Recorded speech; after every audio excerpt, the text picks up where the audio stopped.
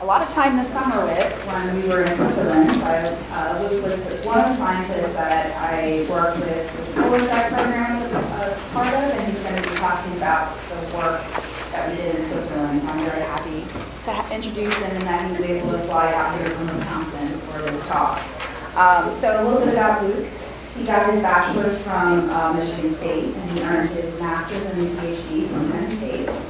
So he focuses on the physics of glacier movement using a combination of field observation, laboratory experiments, and theoretical analysis. And he's interested in studying the relationships between the surface of the bedrock and the interface between the ice. So he's going to be talking to us today about unraveling the mysteries of glacial movement. So please join me in welcoming him.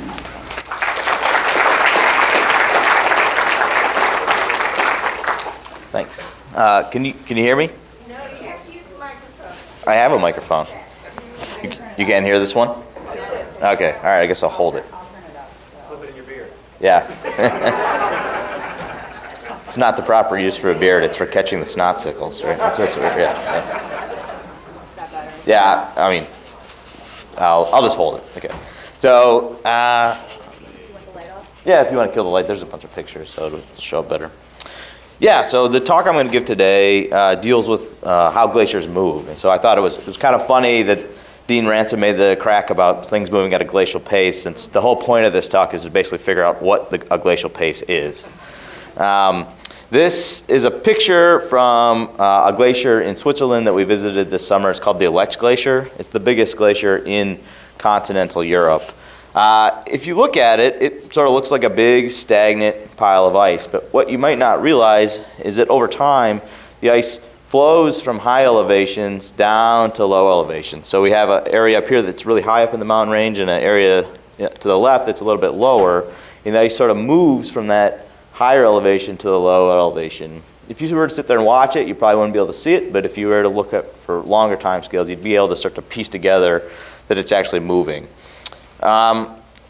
This is a time-lapse video of a glacier in India, so it's basically looking down from space from a satellite, and it just shows, that over long enough periods of time, the ice actually moves from this higher elevation down to the lower elevation.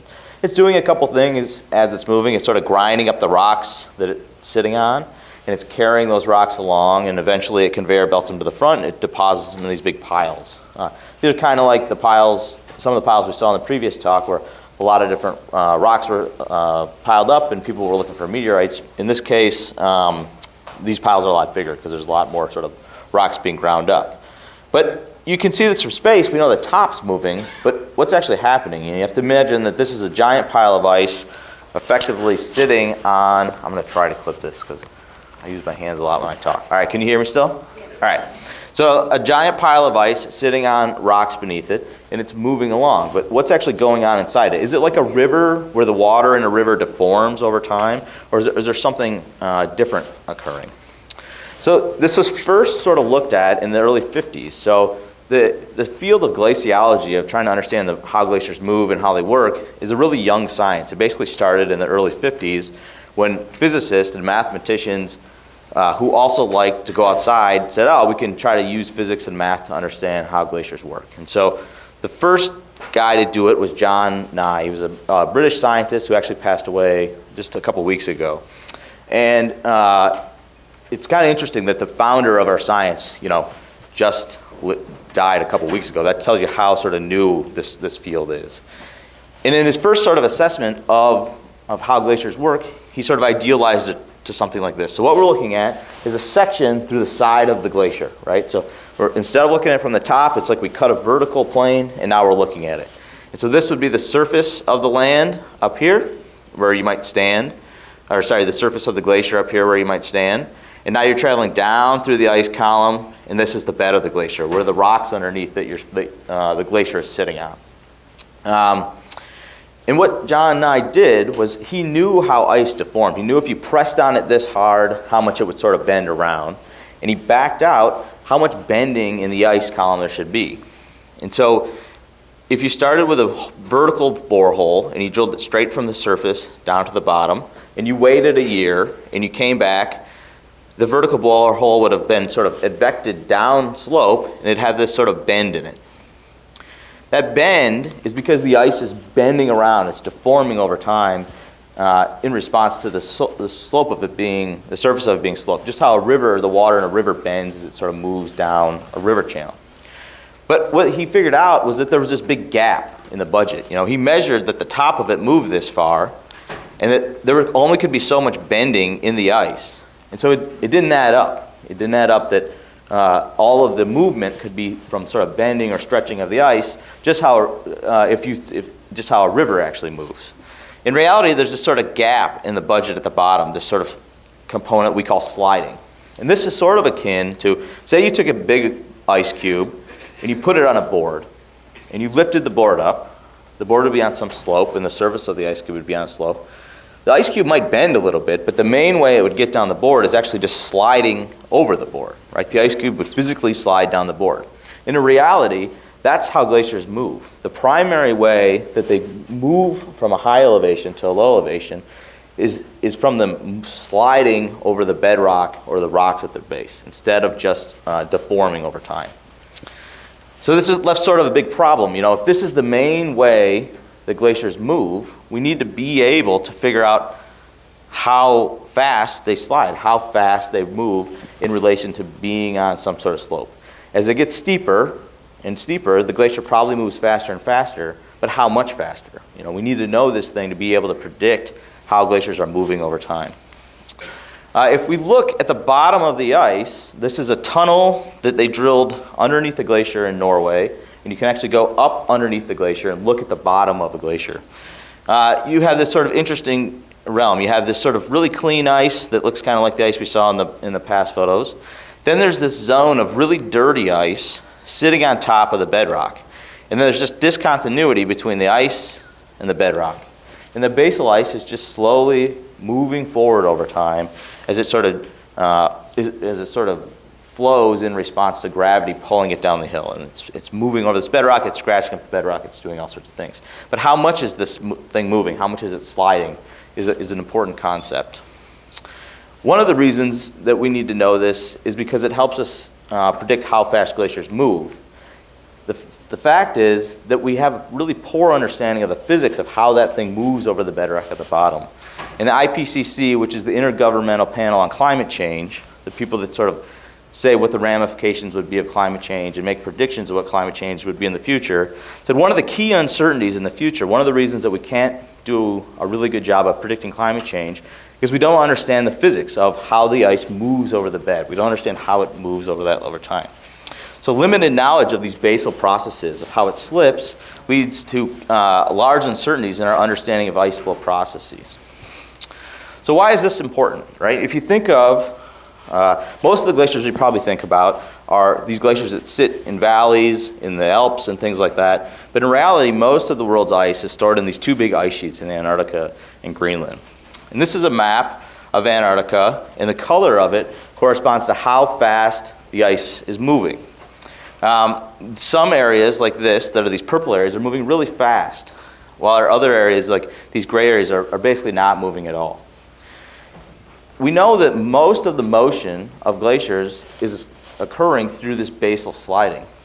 And so these areas that are sliding really fast are moving a lot of ice from the interior of Antarctica out into the coast where it gets dropped into the ocean. When people say the glaciers are melting and things like that, in reality, what's happening in a lot of these cases is that the ice is being conveyed into the ocean, dumped in the ocean, and then melts in the ocean, right? And the speed at which the ice is conveyor belted into the ocean and then melted in the ocean is ultimately the thing that regulates how much sea level rise we'll get. So we need to be able to predict how fast the glaciers are moving in response to climate warming and other changes in the environment if we want to be able to make accurate predictions of how much sea level rise is going to go up into the future. This is sort of one of the key variables or key uncertainties in these types of models. This is just a map of the southeast seaboard, and all I've done is I've taken everything that is 12 meters or lower in elevation. I've just colored it in red. And why I picked 12 meters is because that's the amount of ice that's stored in the Greenland ice sheet and the West Antarctic ice sheet. These are areas that are really low in elevation and they're really sensitive to sort of changes in climate because these glaciers will start flowing faster and faster and can potentially dump large volumes of ice into the ocean. You can see that big parts of Florida are in trouble. Some areas of the eastern seaboard are currently under this ocean if the sea level were to go up, something like this.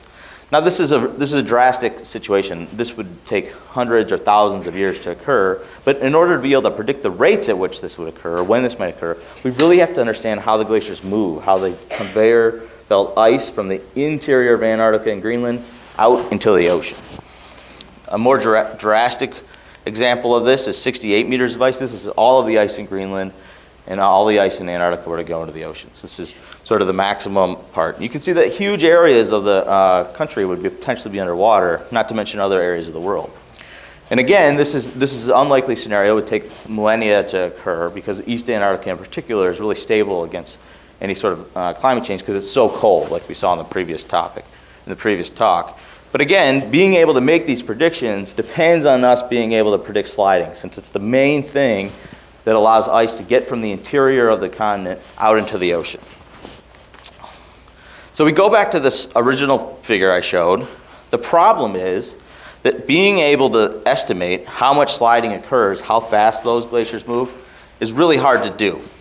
One reason is it's under 2.5 miles of ice, right? How do you get to the bottom of it and actually study the physics of it is very difficult.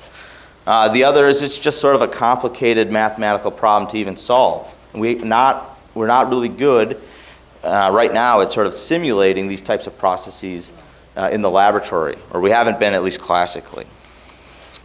So the main question of this talk and the main question of the project that we worked on and that Lauren came with us in the Swiss Alps was how does ice slip over a glacier bed? How do we parameterize this part of the glacier? So the whole talk is basically going to focus on this very narrow zone. So we're right where the glacier sits on the bed. Everything we're concerned with is sort of 5 feet above it and 5 feet below it. That's where all the action happens. That's sort of the important part that we haven't figured out very well to this point. This relationship between how steep the glacier is and how fast it moves, or how hard the bed pushes back, is called a sliding rule. This is sort of one of the 2 or 3 big equations that go into ice sheet models and allows us to parameterize how fast the glacier goes. The sliding rule is essentially how much resistive stress the bed of the glacier can provide over a range of sliding speeds. So what does that mean? It means the glacier is sitting on the bed and the ice is moving, but the bed is holding it back, right? The ice is being held back by the bed of the glacier, by all these bumps and rocks and things at the bottom. But if it starts going faster and faster, how much harder can the bed push back? How much harder can it push back if the speed doubles? How much harder can it push back if the speed triples, right? That relationship is ultimately the thing we need to be able to figure out if we want ice sheet models to work well. So we want to determine a sliding rule for hard beds. When I say hard beds, I mean sort of rocks at the bottom of a glacier that are immovable, right? Sometimes glaciers sit on basically dirt. That's another classification. But for today, we're just going to talk about these hard-bedded glaciers. So the first sort of attempt to be able to predict this sliding rule was a study in the mid-60s by a guy named Jan Whitman. He also actually died fairly recently, the last couple months. It's been a bad couple months for the glaciology community.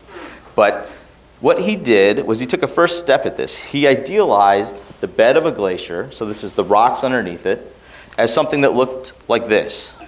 Basically a flat bed with these cubes on it, right? And you can imagine that you have this flat bed and you have cubes on it and you have ice out on top of it, and the ice wants to come down a hill. But the ice has to get around all these cubes at the bottom so that it can get down the hill. And however fast it can get around these cubes is how fast the glacier essentially moves, because everything above it is just riding on the ice at the bottom. So if the ice at the bottom gets around these cubes real fast, the whole glacier will go fast. If the ice gets around these cubes at the bottom really slow, the whole glacier will go really slow. So if you have a glacier bottom like this with these obstacles at the base, there'll essentially be a high pressure on the upstream side and a low pressure on the downstream side. Anecdotally, you can kind of think of this as like, say you were driving down the road and you stuck your hand out your car window, right? And you were driving 10 miles an hour, and the wind would be pressing on the upside of the sort of the palm of your hand, assuming you're holding your hand like this, and the backside would have a little pressure, and it sort of push your hand back, right? And then you drive faster, you drive 20 miles an hour, and the wind presses on it harder, and there's more pressure on it, and then you drive 50 miles an hour, and there's even more pressure on it. Well, that's the same thing the glacier's having to do. The bed is your hand, and it's holding back the glacier, and if the glacier moves faster and faster, it sort of has to push back harder and harder. That's what this sort of Whitman idea of how sliding works. And basically, it's akin to if you went out to a river and you threw a big rock in the river, the water would move around the rock because there's high pressure on the upstream side of the rock to the back side of the rock where there's a lower pressure. And that's essentially what happens, is the ice flows around this obstacle at the bed just like water in a river flows around an obstacle in the river. And Whitman predicted a sliding law that looks something like this. And so you're going to see something that looks somewhat like this, where the sliding velocity, so how fast the glacier moves, goes up as you move to the right on this plot, and how hard the glacier bed can push back is the vertical axis here, the shear stress. So this would say the faster and faster the ice slides, the harder and harder the bed pushes back, and sort of this function that looks like this that rolls over a little bit. This is very similar to sticking your hand out the window and it's pushing back harder and harder. There's another set of sliding laws that later were developed that took into account this extra process that happens at the bed of a glacier. If we're looking at a bed of a glacier and it looks sort of like this, it has some bumps on it. Kind of looks like the Whitman type cubes, but maybe if you were looking at it from the side. These weird things happen. They form what's called a cavity behind a bedrock in the bump. So you think of ice, it's a little bit stiffer, right? It's not like water per se, but it's like more rigid material. It's quite a bit more rigid. If the ice is moving, it's sliding over the bed at a certain speed, it'll form like a gap behind the obstacle in the bed because it kind of ramps off that obstacle, and it can't squeeze in behind it immediately. And that gap, or that pocket, or the cavity, is what we call sort of cavities at the ice bed interface. And a lot of times they fill up with water. How the cavity forms affects the type of resistance of sliding law that we would expect. So we have one model that's a step bed like this. It's a series of steps over and over and over.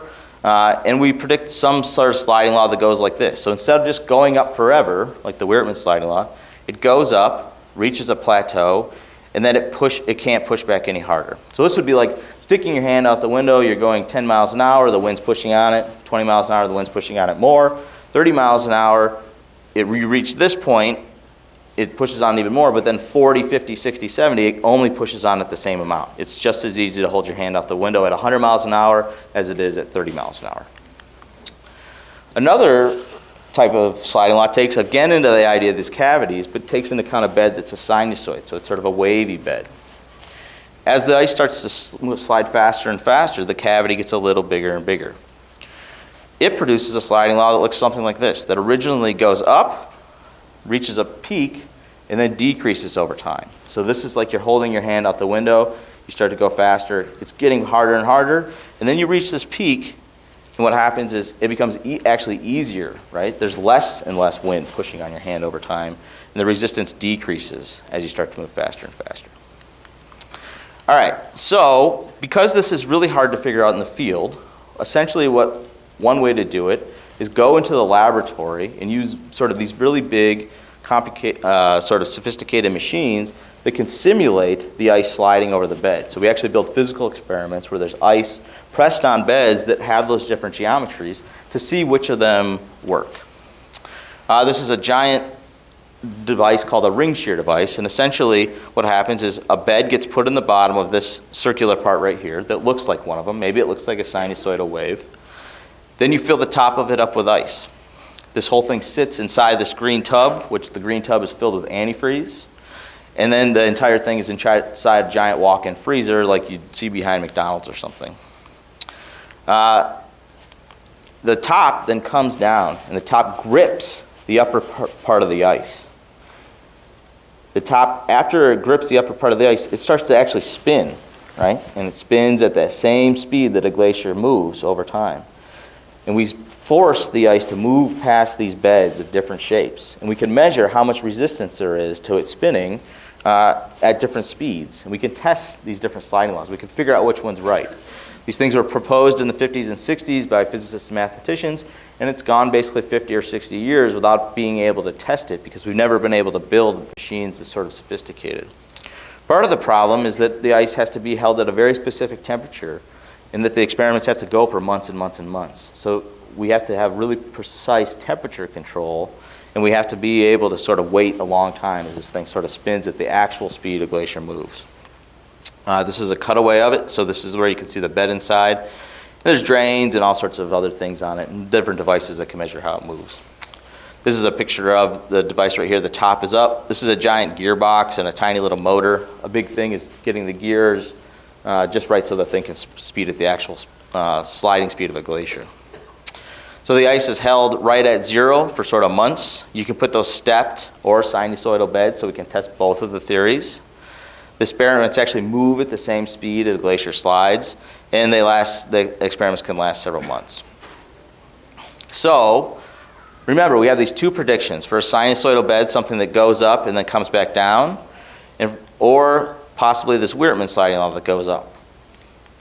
So when we test it, we find something that goes up and comes back down. So it sort of says that the presence of cavities are important at the base of the glacier, and that we can test sort of the physics. We sort of are testing the physics here. This black line is actually what the theory predicts, and it matches our data points pretty well, this set of data points right here. For a step bed, we have these other two predictions, where it goes up and it plateaus, or it sort of rolls over like this. What we find is something that actually doesn't match either of those. The resistance starts decreasing over time. And so we need to derive a new set of physics that sort of describes this type of relationship, and we have. This is called rate weakening slip, when the resistance goes down over time. All right, so what are the primary findings for the laboratory? Is that the Whitman sliding doesn't fit any type of this bumpy bed, and that rate weakening slip dominates over hard beds. So what does this mean? We have these really simple bed geometries, right? Things that look like perfect stair steps, and we've tested the basic physics of these sliding laws, and now we know the physics quite well. But if you went out to a real glacier and you went to look at the bed, which one of these does it look like? This is what the base of a glacier bed looks like. Does it look like this one, or this one, or this one? The fact is, it doesn't really look like any of them, right? We've got the physics down for these really simple beds, but to apply it to real glaciers, there's all these other nuances. There's cracks and rocks and things misaligned. And so it can be hard to sort of apply this simplified theory that we know quite well, and we know the physics well, to these more realistic and complicated beds that are actually under glaciers. And so if we need to simulate slip over these realistic beds, not these really simple beds, the problem is that we can't do simulations in a laboratory over realistic beds. We can use the lab to prove the physics, but to actually apply to these beds like this, we can use computer models that simulate flow over beds that actually look like this, now that we know the physics quite well from the experiments. All right, so this sort of leads into what does the bed of a glacier actually looks like? It's really hard to see. Here's the surface of the bed, of the glacier, but what we really care is what's about a kilometer or half a mile under there, what's at the bottom of it. Here's another glacier. You can see that there's a lot of ice sort of at the top, but what we care about is actually what's at the bottom of it. It's hard to see, essentially, because the ice is over the top of the bed, but we need these sort of fine scale, high resolution images of what the bed of the glacier actually looks like to be able to test these different sliding theories. We could do something that's beneficial, though. Here's a glacier in Norway. It's flowing down the mountain range. It sort of stops right here. This is the glacier, and this is the area in front of the glacier called the forefield. The forefield is the region in front of the glacier that used to be under the glacier. In this case, it was under the glacier as soon as like 50 years ago for this particular glacier. But it's a pretty safe assumption that what the bed of the glacier looks like in this region is very similar to what the bed of the glacier looks like in the forefield, because this used to be under the glacier. This used to be the thing under the glacier. And so if we want to figure out what the three-dimensional geometry of the bed looks like under the glacier so we can test these sliding theories, we can simply go out and make really high-resolution maps of the region out in front. So that sets me up for the actual project that we went out and did, the thing that Lauren participated in. We started with this sort of idea of how glaciers should slide. We tested them in the lab. We found something that was sort of counterintuitive. This other sliding law worked best. It's not what most ice sheet models use. But does it work when you take into account three-dimensional beds? And what about when there's debris at the bottom? Like that picture I showed of the glacier, it had all this debris in the basal ice. How does that affect it? And so the project had three components. The first component is to go out in the field and make field measurements of real glacier beds in 3 dimensions, really high-resolution models. The second component was to do experiments of debris-laden ice, so ice that had dirt in it, and sliding over the bed and figure out how that dirt actually affects how it slides. And then combining these two pieces into a computer model that could simulate the ice sliding over the bed and solve for that sliding rule in sort of a realistic way than where we know the physics was implemented properly. So the vast majority of the talk today is going to focus on this one component of it, is measuring the beds of glaciers by going out and looking at the forefields in high resolution so that we can feed them into the computer models. I'll touch on these other two pieces briefly. All right, so how can we go out and we measure the forefields of glaciers? What we do is we use a new technology called structure from motion. And you probably have all, or you've all sort of understand this concept on a basic level. Like if we have two eyeballs and you can gauge how far it is to something, right? I kind of get an idea of how far away it is. It's because your eyes are looking at an object from two different perspectives, and then your brain sort of can use those two different angles that it's looking at something to recalculate how far away it is. You know, a simple analogy to this is like if you put your hand out and you put your finger up and you take your other finger and you try to hit it, you can hit it pretty much every time. But if you close one of your eyes and you try to do it, it becomes a lot more difficult to hit it because you lose the depth perception. You lose the fact that both of your eyes are looking at it, and that's allowing you to calculate how far away it is to something. And so we can use the same concept by taking pictures of something from a lot of different angles to actually build a three-dimensional model of it. And so we do this with a set of drones that we fly around glacier forefields to build three-dimensional models of what the beds look like. The other part of it is we throw little pieces of actually baseball mats out there, like baseball bases, and we measure the position of those baseball bases really accurately. So we know a couple things in the forefield where they are really well. That allows us to take our three-dimensional model and actually put it somewhere on the globe, like physically say this map is tied to this position. So we use the first set of software that basically we highlight the area that we want to fly, and it designs a flight plan for the drone. It says, okay, we want to take this many pictures. We want the pictures to be spaced this far apart. We want you to survey this large of an area. And so we pre-program the flight plan and we upload it to the drone.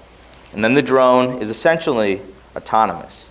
It goes and it flies this pattern here, this sort of white line over and over and over. In this case, it's a bluff on Lake Michigan, but we did the same thing in Switzerland. And it's taking pictures continuously as it's flying. It's taking them straight down. And as it's doing that, it's seeing the forefield from all these different angles because it's taking so many different pictures. This, in the case of what we were doing in Switzerland, sometimes the flights would take 5 or 6 hours. And so it would go out, fly as far as it could on one battery, which was about 30 minutes, come back to us, we'd swap the batteries out, it'd go back to the place it left off, and it'd continue and it'd keep flying over and over and over. And we'd end up with hundreds and hundreds of photos of the forefield from different angles. And so it's looking essentially straight down, but when you look straight down and you take a lot of pictures from different angles, you still get to see things off to the side in the pictures that sort of show the forefield from different angles. So each one of these black dots in this case is a photo that it's taken in this case. So we've taken sort of hundreds of photos. It stores them on an onboard memory card. It comes back, we offload the photos, and then we can use them to make digital elevation models. This is a picture of one of these forefields. So this is one of my grad students, Jacob Woodard. Maybe you can see this. It actually washes in quite well the background, but this is one of the drones that we deployed. And so these are not sort of really complicated drones. They're sort of the off-the-shelf DJI-4 Phantom advances, and they just sort of look straight down And he sits there and flies this thing day after day in the Swiss Alps. So this is just another picture. Here's the glacier behind us. This is the forefield up in front. We're standing on it. And so we're trying to build really high resolution models of this type of a forefield so that we can feed it into the computer models to understand how the glacier would slide over a bed that looks like this.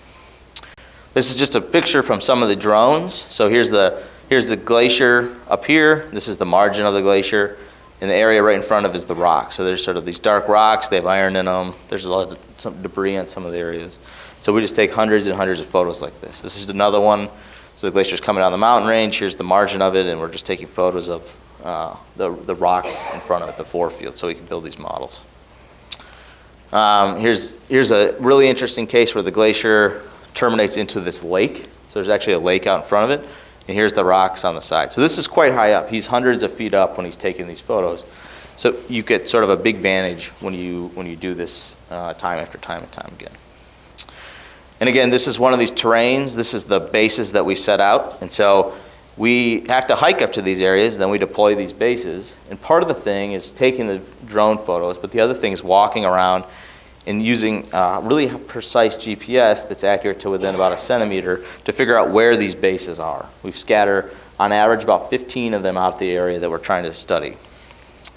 This is one of the GPS setups. So it's a tripod, there's a center pole. We know how long the pole is exactly, and this is the GPS unit. So there's one of these that moves around with us, and there's one that just stays in the same place all the time. So we can figure out really accurately how far those two GPSs are apart as we're moving around throughout the day. This is one of the grad students with us. By the end, we were hiking a lot, and so it got very heavy, so we stopped carrying all the equipment. So he just got very good at holding it still so that we didn't have to carry the whole tripod setup up the mountainside. Okay, so how do you get all of this equipment up the field, right? We have to carry a drone. We have to carry a backup drone in case we crash the main drone. We have to carry like 20 or 30 drone batteries, which are pretty heavy. We have to carry all the stuff we need for the day. We have to carry the tripods for the GPS batteries. And these places are not easy to get to. You can't just drive a four-wheeler up to them, and there's not really any infrastructure. So we have to hike. Sometimes we were hiking like almost 20 miles a day to get to these remote sites. And then you have to get there, and you have to walk around for the whole day on these areas that are really steep, putting out these different devices, and to get it back. And how you get it there is just like this. So you have backpacks, and you just haul it all up there every day, and then you walk back down. It's a good way to lose a lot of weight and and you're at quite a high altitude. So we're up to like 10,000 feet in some instances. So it can be really hard to breathe, if you're coming up from a lower elevation up to the top. So this is the field team. This is Neil Iverson. He's the other PI on the project with me. This is the postdoc, Christian Helenow. He does a lot of the numeric modeling. This is my grad student. This is Neil's grad student, Anna Thompson, and then this is Lauren. She introduced me. So part of this project was that Lauren came into the field with us and helped us carry stuff around and helped us sort of detail the project and sort of communicate what we were doing to the rest of the public and with the museum here in general. So this is just the start of one of the hikes. We started down here. We have to sort of walk up these types of rocks. In a lot of instances, there's not trails. In this case, you can see this little marker here. There is a trail to get part of the way up there because some of these rocks are real steep, and you might walk a couple miles and then realize there's a cliff that you can't get up. So you got to walk back a couple of miles and go a couple of miles back up the other way. This is Lauren trying to get up this one rock face. This was the first hike of the day, or the first hike of the field campaign. We were out for 3 weeks, and we hiked basically every day, a lot. And it was a rough go at the beginning for all of us. So I was taking a picture of Lauren because she was making her way up there. So where were we? We went to Switzerland, and we were in this big map here is where this red box is, and you can see this big valley right here. This is called the Rhone Valley, and in the Rhone Valley we identified 9 different sort of glacier forefields that we thought were good targets to do this type of mapping. So all of these different pins that I put in here are different forefields that we hiked up to. And so our day a lot of the times consisted of, we stayed in lodging in the valley, driving up as far as we could, parking, and then walking up the mountains to get to the actual forefield site. As these glaciers have retreated, the forefields that we needed to get to are often immediately in front of the glacier. So that means you got to walk farther and farther up the glacier. And a lot of the time, glaciers are really steep up near the top, and then they get shallower at the bottom. But as climate change has happened and these things have retreated, we needed to get up to the really steep part, which makes the hiking harder and things like that. This is a picture of one of these hikes. It was to a place called Oyster Tall, just to give you an idea. So we only hiked, this case is about 3 miles, but we went up something like 4,000 feet in elevation. So there's massive inclines. The maximum slope here was 76 degrees, so at some point we were climbing something that was like this. And that's carrying all those batteries and everything up these hill slopes. Sometimes it bordered on rock climbing as much as hiking, and some of these slopes are loose debris, they're moving and things like that. So we start here, in this case, walk up this valley, then up this very steep part, and then sort of survey this area, this location. And we did this over and over, so we did 9 different glaciers, like I said. So you might ask yourself, why did we do so many of these glaciers, right? Why did we have to go to all of them? And what you're looking at here is a map of the geology of the Rhone Valley. And you can see all these different colors, right? And all the colors, the different colors correspond to different types of rocks. And what happens is the forefield, or the bed under the glacier, is basically determined by the type of rocks that you have there. If you have a really hard rock, like a granite, you might get a forefield that's really smooth and wavy, that looks like that sinusoidal bed. If you have a forefield that's made of a limestone or a sandstone, something that's sort of laid down in these layers, you might get a forefield that's stepped, or looks a lot like that stepped bed.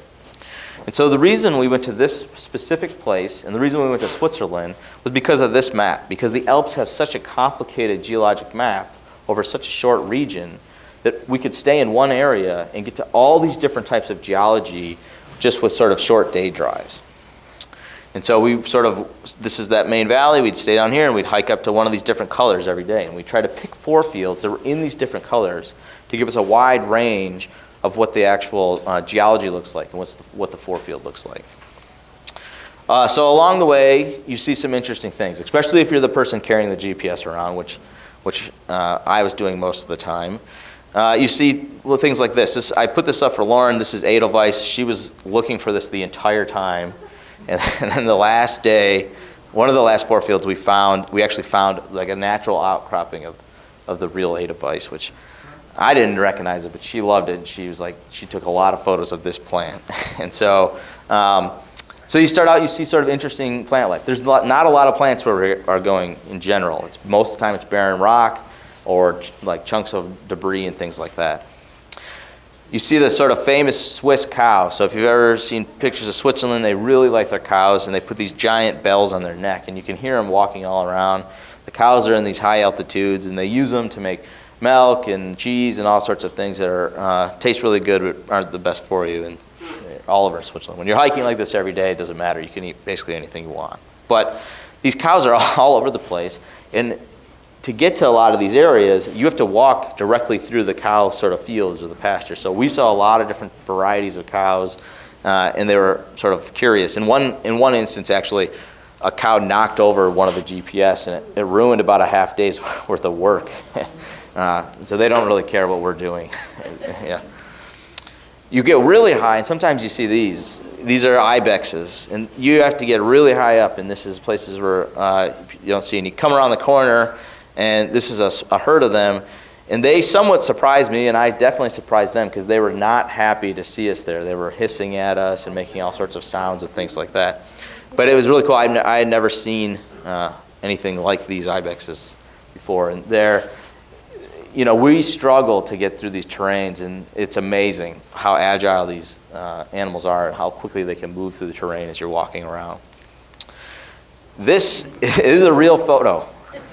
We were walking up to this high altitude, and this guy brought an Elfin Horn up there and actually played it. And you can be of two minds of this. You can imagine yourself walking up this hill that's incredibly steep, carrying all this stuff, and this guy's up here playing the Elfin Horn, and you're just being so annoying. But in reality, it's very charming, and it really does motivate you to get up here. And so we got up to this location where he's playing the Elfin Horn, and it's really nice musical sound. And then he packed it up. He had a special bag just to carry his Elfin Horn, and then he ran up the hill like the Ibex, and I was like, all right, we're never going to see this guy again. Yeah. And so my wife, when I sent this to her, thought it was fake. She thought I got it off like a Ricola commercial or something. But these guys do exist there, and they like this valley. There's something about the shape of the valley that makes the horn echo just right. And so they go to this one because it sort of reverberates the sound just right.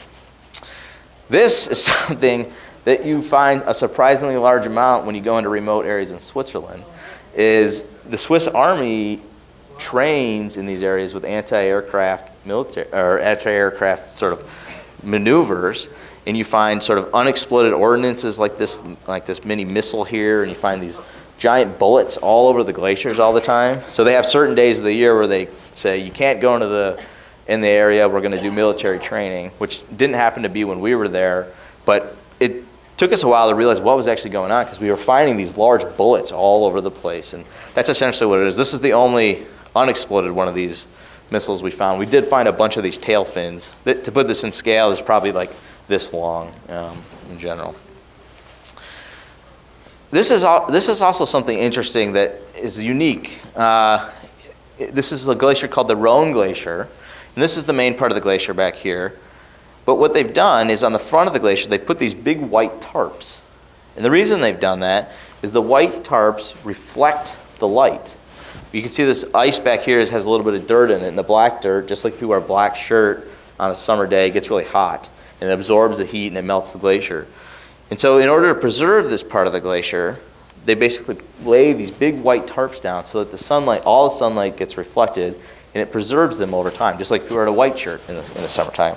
The reason they did that is because this is sort of a tourist attraction, and burrowed into the ice here is actually these ice tunnels that you can walk through over time. And you can see they're laying down a new one right here over time. And it's worked. I mean, this ice is significantly higher than the ice behind it. It has preserved these ice tunnels over time. It's just an interesting way to sort of try to keep the ice present. You have to cross this. So we have to sort of cross this area. These guys were nice enough to let us actually walk on the tarp. Otherwise, it would have meant going a long way around the glacier. And to get to this particular forefield, we actually had to cross the glacier, which we're doing right here, to get to the rocks that we wanted on the other side of sort of the entry point. I show this because Lauren was a real trooper. This was maybe plus or minus 2 minutes from when Lauren fell and broke her ankle on this glacier, and then dropped her camera that went into one of these crevasses, never to be found again. But she stayed with the project after this, and this is her. She made it to the other side, and she said it was great because she after we got to the other side, she waited for us, but she was able to chop off chunks of the glacier ice and ice her ankle all day until we came back. But traveling on these glaciated surfaces can be quite hazardous, right? Both the rocks and also just moving across the ice. There's sort of irregularities. This is far from flat in some of these areas. But when you get to the other side, it's pretty breathtaking. Some of these landforms you can see. So this is a landform called the Whaleback because it kind of resembles a whale's back. It's smooth on both sides. You can see this really shiny part. The rocks at the bottom of the ice actually polish the ice up, and they erode it into this shape as the ice moves over the top of it. Sort of the other side of the coin, a Whaleback is something called the Roche Monet. The ice is sliding from the left to the right. It sort of smooths the upside of this, and there's a process called quarrying that breaks up the backside, so the backside's really jagged. There's a lot of these Roche Monets and Whalebacks actually around this part of New Jersey and a little bit further to the east that you can sort of see on the maps. Now they've got trees and things on them, but nonetheless they're there. They're made of bedrock. And so what are we doing? We're going to this area. We're collecting these drone footages. We're collecting this GPS data to build these high-resolution models of what the bed looks like. And in the end, we build these models at every 10 centimeters, so like 4 inches, we get one elevation point. So you can think of it as like a checkerboard. And the checkerboard, each one of the squares in the checkerboard is 4 inches on a side. And we know the elevation of each one of these. And we do that for an area that's about a half of a square kilometer, so you can think of that as basically equivalent to 100 football fields. So if you put down checkerboards on 100 football fields and you made the sides of each one of the squares 4 inches, we know what the elevation is at every one of those sort of checkers throughout the whole thing. And from that, we can begin to sort of look at how the four fields change over time, or how the different shapes look when we have one type of geology versus another type of geology. And we can feed those into these models that simulate sliding over the irregular beds. Taking all the photos is quick. In some sense, it takes a half a day or a day to do one of these four fields. But then the real work comes when we get back to Madison, and we have to drop them in the computers. And the computer has to make sense of where all these photos are and find everything that's similar between different photos and begin to sort of piece together what the 3D model works. And it can take weeks to build just one of these models from these thousands of photos. The benefit is that we can do it faster when they're in the field. The downside is it takes many weeks to then decipher the data once we get back into the lab. So this is a picture of one of these models. So this is a big one. This is sort of 800 meters. So it's like a half a mile or a little bit less by a half a mile. And it's getting washed out a little bit here, but you can see this sort of irregular pattern. It's going from high elevation to low elevations. And there's this sort of really defined sort of stepping in the bed.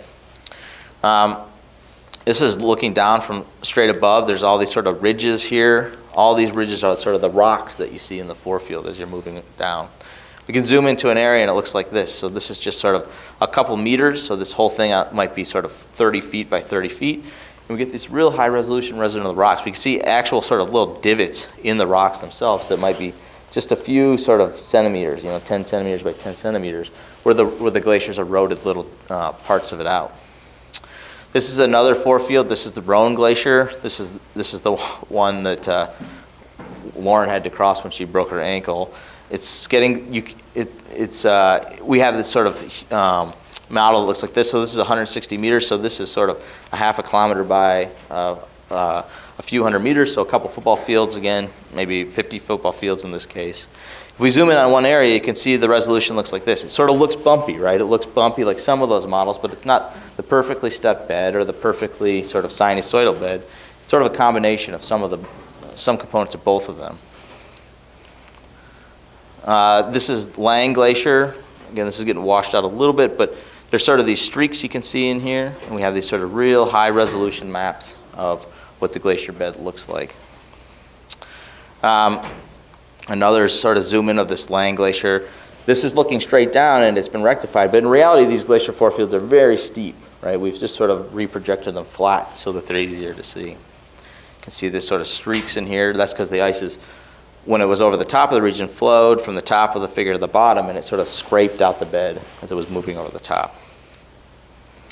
And then finally, this is Sulphurine. You can sort of see, just sort of anecdotally, it looks quite a bit different than the other ones. It's sort of flatter. There's sort of these big pockets. It looks sort of platey in some ways. And the reason for all these looking different is because the underlying rocks that they're made out of are different. Some are really hard granite rocks. This one is a limestone bed that's very flat over time. And it makes the shape of them look quite a bit different from place to place. And so one of the goals here is after we map the whole bed, that's still too big to run these really high resolution computer models on. And so what we need to do is find one area inside of the thing that's 20 football fields that's about 60 feet by 60 feet that most represents the whole region. And so this is a map of one of the four fields, and we calculate statistics for all of these patches inside of the whole thing, each individual pieces. And then we compare them to the statistics for the whole forefield. We do a number of things, a number of different statistics, and we figure out which one little block in here that's sort of the size of one of these squares most closely represents the entire forefield. And then when we have that, that's the thing we put in the computer model, and we actually slide the ice over to test these sliding laws that we're so interested in.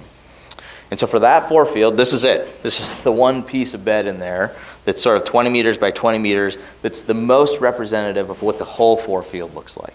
And we'll do this for each one of the 4 fields that have different sort of geologies and different sort of morphologies or geometries of the bed, and then simulate how the glacier slides over that. So maybe in the end what we can say is, oh, if you have a glacier that's sliding over a bed made of limestone, you should use a sliding law that looks like this. Or if it's sliding over granite, you should use a sliding law that looks like this. And so we have this sort of representative elementary area, the most representative piece of the bedrock for the whole 4 field that we then can use to feed into the sliding model. But there's a other part of the component I'll touch on briefly, which is how does the debris in the base of the ice affect the ice sliding over the bed? Because that's another component of this sliding. To do that, we use a set of experiments. So this is that same ring shear device I showed before, but we put a bed in the bottom of it that's made up of marble, and then we put all these little rocks on top of the bed that simulate those rocks in the basal ice. Then after this photo's taken, this whole thing is filled up with ice.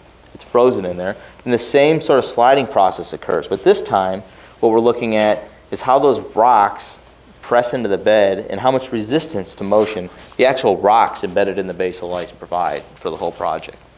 And so we've taken these rocks out of the Superior Lobe Till, which is a lobe in the Midwest, it's in Minnesota. And so these are actual rocks that were at one point in basal ice, so they're sort of really representative of what you might expect to find. And we're really interested in constraining how much resistance they provide to sort of spinning or sliding based on how fast the ice is moving towards the bed. The general idea is that the faster the ice moves towards the bed, the more resistance the rocks are able to provide towards slipping. And so these experiments are sort of bearing this out. The average contraction rate, or how fast the ice is moving towards the bed, increases to the right, and the drag, or how much sort of resistance the debris provides to this sliding, increases on the left, and they sort of have this positive correlation. So what this does is it's a positive correlation, which intuitively makes sense, but it actually gives us a way to parameterize in these models. If we have a certain amount of debris and the ice is moving towards the bed at a certain speed, all things we can estimate in the model, how much extra drag should there be in the sort of numeric models. And so again, it's this sort of problem. We have basal ice with debris in it. The debris is pressing against the bed, and that's helping slow the glacier down. It's helping it sort of not be able to move over the bed. So finally, we take these 2 components, the realistic beds and the experiments, and we put them into this sliding model that actually simulates the ice sliding over the bed really accurately. This is the first sort of rendition of this type of model. So I'll walk you through it. This area on the bottom right here is the simulated bed. It's a simplified 3-dimensional simulated bed.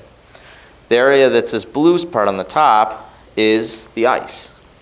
So in some areas, the ice isn't touching the bed, and that's where these cavities are present, the things I was talking about before. In other areas, the ice is in direct contact with the bed, and that's where there is no cavity. The ice is in direct contact.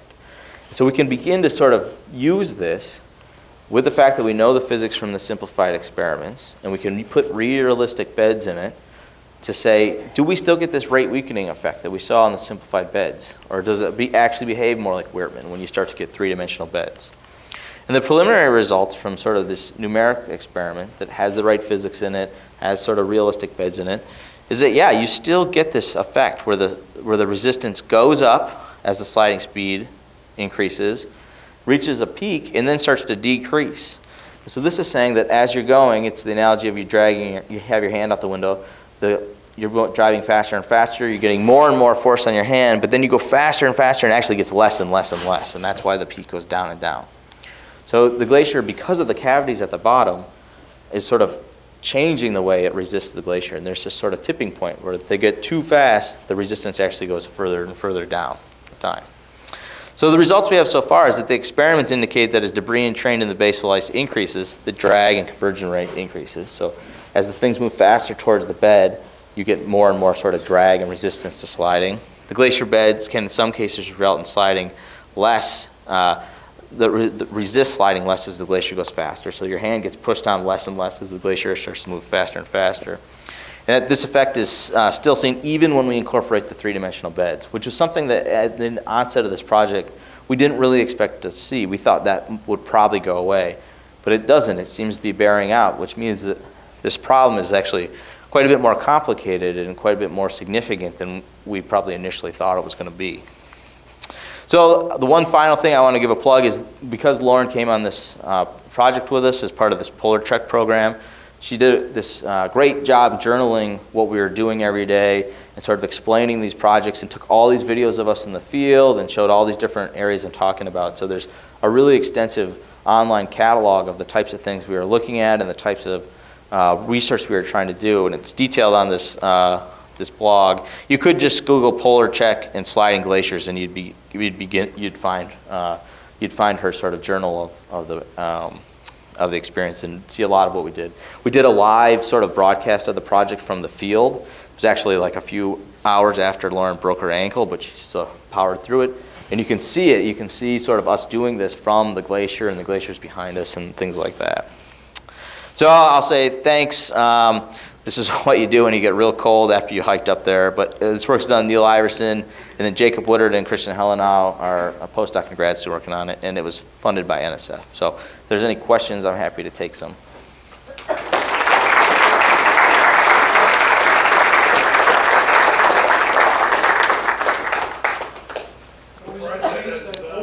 Well, I got maybe you in the front first. Yeah. Okay, I've read that as these European glaciers are melting, a lot of artifacts, some of them thousands of years old, are being exposed. Did you run into any of that?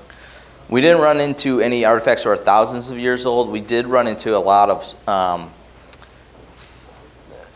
So we worked on the glaciers in Canada also, and in Canada they actually had built a base on top of the glacier during World War II to train for when they would go to Europe as part of Germany, to invade Germany and things like that if they'd come through the Alps. And we found parts of the base actually coming out of the glacier. So all these old tank treads and buildings and stuff like that. In the Swiss Alps, we didn't find any artifacts like that, other than these bullets that were coming out of the glacier all the time. Yeah. Yep. Question regarding the temperature as the pressure increases the farther down. Wait a second. Yeah, two people talking here again. Yeah, go ahead. Yeah, sure. So I was wondering about the pressure as the pressure increases the farther down you go in the glacier. Does it get hot enough down there to actually melt the water ice? Yeah, so what happens is as the glacier gets thicker and thicker, the ice is actually like a blanket, and it traps geothermal heat from the earth. And so the geothermal heat, enough of it accumulates at the bottom of the glacier, actually warms up to 0 degrees, or it's a little colder than 0 degrees, but it's right where ice melts under this higher pressure. And so yeah, all of the glaciers that are moving fast, the bottom of them is melting. If it wasn't melting, they wouldn't be moving fast. That's why the parts of Antarctica that don't move fast. It's because the bottom's frozen actually. Yep. All right, I'll let you go. Yeah, you have those water pockets Yeah. in the low pressure areas. Mm-hmm. I would expect that's where they'll have some trees and you got the water in the high pressure areas. Say that again. You had the liquid water in Yep. the low pressure areas. Yes. I would expect that would where the water would freeze immediately in the low pressure, and it would melt in the high pressure areas. Right. On a very small scale, that's a process called regolation that does happen. And so that's if you have films of water that are sort of microns thick or millimeters thick. But when you get these big pockets of water, basically the cavity is open because the ice is rafting off the top. And sometimes the cavities don't even have to be filled with water. They can be just dry, or they can be filled with water part of the way. And the only reason that they would freeze is if they're completely under the same pressure as the ice, which a lot of the times they're actually slightly under the pressure of the surrounding ice. Yep. Yeah, you. So is it the case that over a period of time, as the glacier moves, it actually smooths out the bed? And that might be one of the reasons why it moves faster over time? Yeah, so that's a really good point. So the question is, as the glacier moves, does it smooth out the bed? So there's two ways that a glacier erodes a bed. One is abrasion, which is like sandpaper, that debris at the bottom, sandpapers. And another is quarrying, where big blocks are plucked away. The abrasion process tends to sandpaper the bed and smooth it out, whereas the plucking process or the quarrying process tends to roughen it up. Now the bed can get smoothed over time, but then once you take a big chunk of it out after you quarry it, it re-roughens it up. If you were able to smooth the bed drastically, say you got it completely smooth, then the glacier would speed up. It would speed up significantly because you'd have less bumps at the bottom that the ice had to sort of go around. And the liquid water lubricate it and make it even faster. Right, so if you were able to get a perfectly planar surface where you had this thin film of water everywhere and it would lubricate it, it would actually shoot off the mountain in that case, yeah. Yep. I don't understand, is there any explanation rooted in physics that explains that inflection point where the resistance stops? Yeah, I mean, there's a very complicated derivation, but essentially what it boils down to is you imagine the ice is sitting on a piece of the bed, and how steep the adverse slope is dictates the maximum stress the bed can hold back. So if you have a sinusoidal bed and the cavity gets bigger and bigger and bigger, at some point it actually passes the inflection point of the sinusoid, and then the maximum slope gets smaller and smaller as the cavity gets bigger. So as the cavity gets bigger and bigger past that point, the maximum slope, adverse slope, gets smaller, and so it has to go down because it can't restrain any stress. Yeah. Based on what you've discovered, do you have any thoughts about implications for sea level rise? Yeah, so what it means is that as we start to incorporate more and more realistic beds, we'll have to see if that rate weakening effect continues. Like if we put some types of geology in, does it stay, or other types of geology, does it go away?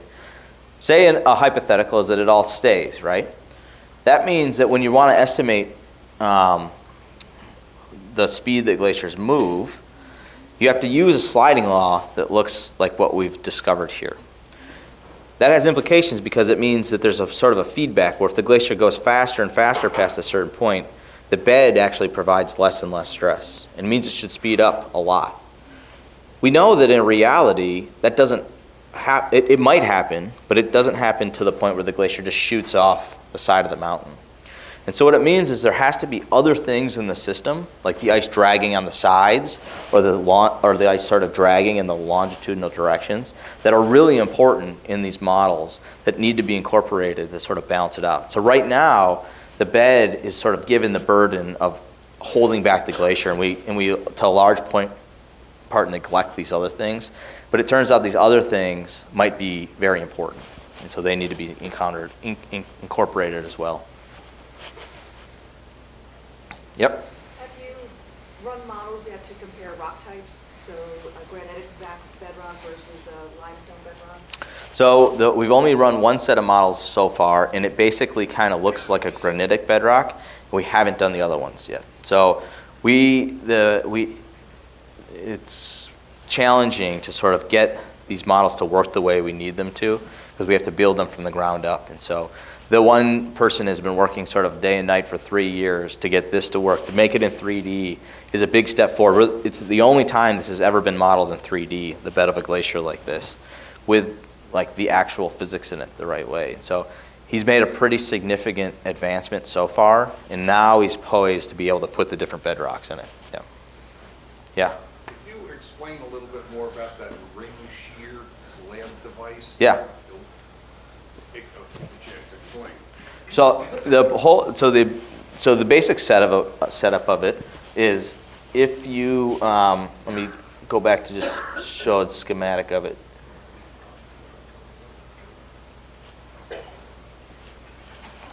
So this device, there's only one of these in the world, and it's the most sort of sophisticated machine ever built to simulate glacier sliding.